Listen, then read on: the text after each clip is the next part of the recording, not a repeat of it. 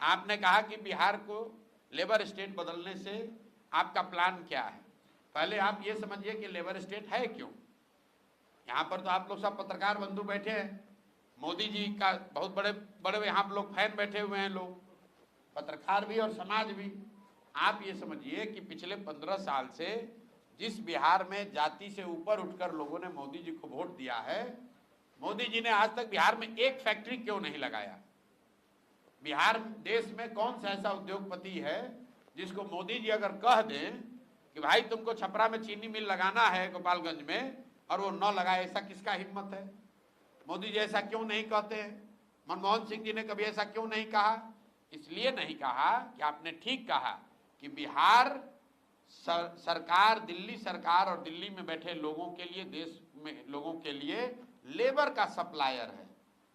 और अगर बिहार में फैक्ट्री लग जाएगी तो गुजरात में 10-12 हजार रुपया में 10 घंटा काम करने के लिए, पंजाब में खेत काटने के लिए 10 हजार रुपया में लेबर आएगा कहां से। इसीलिए यहां पर सरकार, दिल्ली में कोई भी रहे, वो बिहार में फैक्ट्री नहीं लगाते हैं, क्योंकि अगर यहां से मजदूरों का सप्लाई रुक गया तो कितने देश के हिस्सों में फैक्ट्रियों का जो लेबर कॉस्ट है वो बढ़ जाएगा। फैक्ट्री बंद नहीं होगी। ये मत समझिए कि गुजरात में लेबर नहीं है या तमिलनाडु में लेबर नहीं है। अरे भाई, तमिलनाडु में भी तो लेबर है, लेकिन तमिलनाडु के फैक्ट्रियों में, कोयम्बटूर में जो तमिल लेबर है वो 25 हजार रुपया लेता है, और बिहार का गरीब बच्चा जाता है वो 12 हजार 14 हजार में काम करता है। इसीलिए तो आप देख रहे हैं कि तिरुपुर में, कोयम्बटूर में, सूरत में लाखों बच्चे बिहार के काम कर रहे हैं। क्यों कर रहे हैं? क्योंकि इतने कम पैसे पर काम करने वाला दूसरा कोई नहीं है। और ये लेबर के लिए नहीं है। मान लीजिए कि गेहूं पंजाब में होता है तो सरकार क्या चाहेगी कि गेहूं का उत्पादन पंजाब में बंद हो जाए? नहीं चाहेगी, क्योंकि उससे देश में संकट हो जाएगा, गेहूं कम हो जाएगा। एक दौर था जब पूरे देश में गेहूं अगर चाहिए तो आपको पंजाब से गेहूं लेना है। वैसे ही एक दौर बन गया है कि पूरे देश में अगर लेबर रेट को दबा के रखना है, कम पैसे में लेबर चाहिए, तो बिहार को इसी दशा में रखो ताकि लाखों बच्चे 10-12 हजार में लेबर के लिए तौर पर काम करें। इस बात को आप लोग गंभीरता से समझिए। कश्मीर में टनल बनता है, आप सुनते हैं आतंकवादी घटना हुई, मजदूर मारे गए, उसमें ज्यादातर बिहार के हैं। ऐसा कैसे? कश्मीर कहां, बिहार कहां? कश्मीर और बिहार के बीच में हिमाचल प्रदेश है, पंजाब है, उत्तराखंड है, उत्तर प्रदेश है।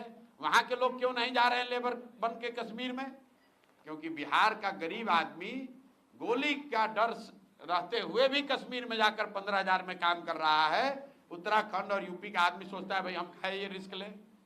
ये समस्या है और यहाँ पर इसकी कोई चर्चा नहीं। आप किसी भी नेता को बुला लीजिए, आज तक आप दिखाइए बयान अगर किसी ने कहा हो। अभी मोदी जी आए तो मधुबनी में क्या बोला कि सहरसा से, पहले तो सहरसा का उच्चारण गलत कहा, लेकिन कहा उन्होंने कि सहरसा से मुंबई जाने के लिए नई आधुनिक, सुनिए, नई आधुनिक ट्रेन चलेगी जिससे श्रमिक परिवार के बच्चों को वहां जाने में सुविधा होगी। ये कितनी बड़ी अपमान की बात है कि मोदी जी ये कह रहे हैं कि फैक्ट्री गुजरात में लगेगा और बिहार के लोगों को ट्रेन की सुविधा दी जाएगी ताकि आपके हमारे बच्चे उन ट्रेन पर जानवरों की तरह बैठकर जाएंगे सूरत में, बॉम्बे में काम करने। और पत्रकार बंधु आप लोग लिख रहे हैं कि मोदी जी ने 4 ट्रेन की घोषणा की।